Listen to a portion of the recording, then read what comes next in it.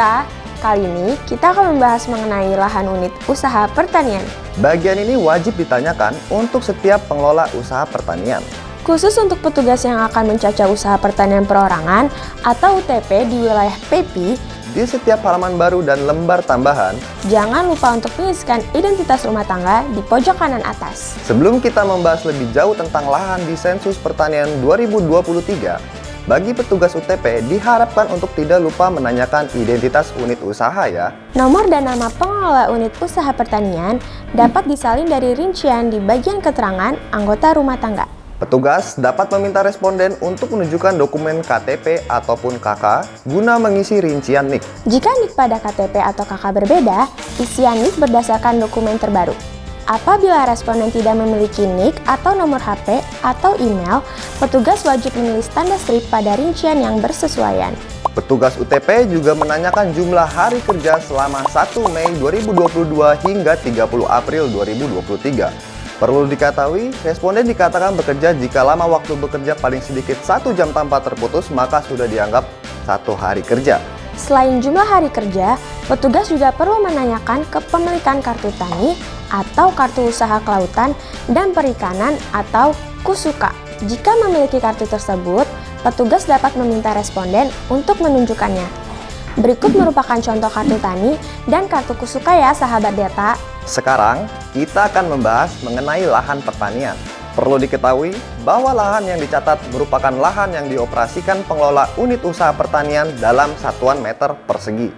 Lahan pertanian yang dicakup tidak termasuk lahan budidaya di laut atau perairan umum.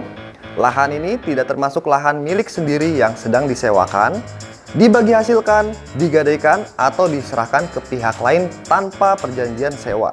Khusus UTP, luas lahan yang dikuasai akan ditanyakan untuk setiap bidang lahan. Apa itu bidang lahan? Bidang lahan adalah suatu hamparan lahan yang dikuasai unit usaha pertanian dan dibatasi oleh penguasaan lahan unit usaha lain ataupun batas alam dan batas administrasi. Pada setiap bidangnya, akan ditanyakan lokasi lahan tersebut berdasarkan provinsi, kabupaten, kecamatan, dan desa. Sedangkan UPB dan UTL, luas lahan yang dikuasai ditanyakan untuk luas lahan secara keseluruhan tanpa dirinci menurut bidang.